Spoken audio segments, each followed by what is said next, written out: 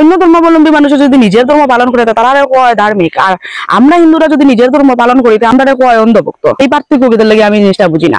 ঠিক আছে দাদা, এখন আমি বুঝি মগজদুলাই ভদ্র মহিলা, দাদারে কইতেছে আমি আমার ধর্ম পালনের কারণে যদি মগজদুলাই ভদ্র মহিলা বা অন্ধভক্ত শুনতে লাগে তাতে আমি দুঃখিত একটুকু নাই। আমার দাদা অনেক কথাও লেখছেন, দাদাটা হিন্দু বাঙালিরা আমরা আম্ম কেমনি হয়ে গেলাম এটা তাই বুঝরা না। তাই গবলয় সংস্কৃতির কথা কইছেন, গবলয় সংস্কৃতিটা মূলত হিন্দিভাষীদের আঞ্চলিক সংস্কৃতি যেটা রেখা হয়, যেমন মধ্যপ্রদেশ, বিহার, ইউপি, রাজস্থান, তারা আঞ্চলিক সংস্কৃতির গবলয় সংস্কৃতি হয়। তো দাদারে আমি একটা কথা জিজ্ঞাসা চাই আর শুধুমাত্র, দাদা আমরা বাঙালিরা হিন্দু সনাতনী আর তারা হিন্দিভাষী মানুষ, তারা কিন্তু হিন্দু ধর্মের নাই।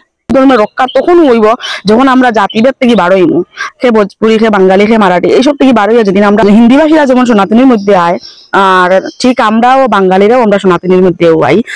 আমি মগজদুলাই ভদ্র মহিলা, আমি আপনাদের শুধু রিপ্লাই একটা জিনিস হইতে চাই যে আপনি মগজদুলাই ভদ্র লোক। সনাতন ধর্মের মধ্যে যেদিন ঐক্য আইব এদিনও আমরা সফলতা পাই।